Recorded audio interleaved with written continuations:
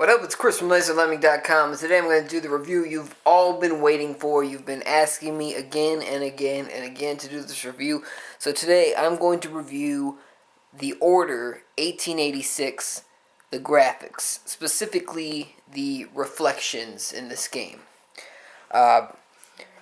This game came out, I want to say, about a year ago, maybe a little less, to much disappointment. And I recently purchased it off of PlayStation Network. It was on sale for $10 for a while, half off, normally $20.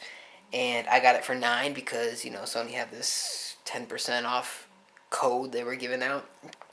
And I couldn't really think of anything else I wanted, so I thought, you know what, this game is supposed to be okay. And so I tried it out. I've played about maybe just under an hour of this game so far, and wow. Yeah.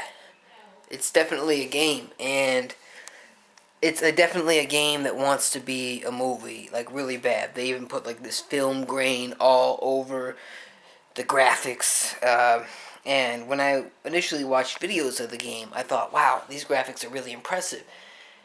And as I'm playing it, I'm realizing it looks really impressive for a couple of reasons. First off, that film grain I talked to you about, they splatter it all over the image, which has this like motion blur kind of effect. It really blurs out a lot of details that would make the game look worse. Second of all, they have this really cropped this really cropped aspect ratio. It's not 16 by 9, it's like 16 by 100, I don't know. It's not your normal aspect ratio, which gives them a lot more play space, I guess you could say, for graphical detail. Initially, these guys were talking shit about, they wanted to be so much like a movie that they were going to make the game 24 frames per second. And then they played it and they realized that was a really shitty idea. So now it's a 30 frame per second game. Anyway, let's get to the meat and potatoes you guys have been waiting a year for. The reflections of The Order 1886. Dog shit. Fucking dog shit. This game has the nerve to put mirrors in every fucking building, all over the walls, at eye level, and you can't see yourself at all. At all. They put the mirrors so you can get fucking close to them, and you can't see yourself at all. I remember playing Metroid Prime Uno, the first Metroid Prime game on the GameCube, and there was tiny little mirrors scattered throughout some of the areas, and you could see Samus.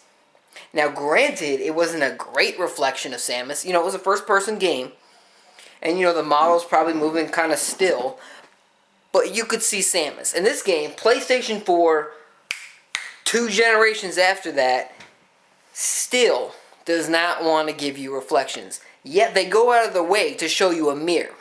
And the mirror does reflect things in the world, but it's a baked reflection, meaning it's pre-rendered. It knows what to reflect based on the angle of your camera. So you don't reflect at all. And this does not just apply to the mirrors, this applies to the windows and anything shiny and reflective in this game. You are not reflected. You are a vampire. That's the twist of this game. I'm only about less than an hour in, and that must be the twist to this game. I know there's like werewolves or whatever the fuck in this game, but you must be a vampire as well. It's a werewolf versus vampire game, because if you know about vampires beyond Twilight, you know that vampires don't have reflections. That's it. That's the twist. My review of The Order 1886 Reflections, dog shit.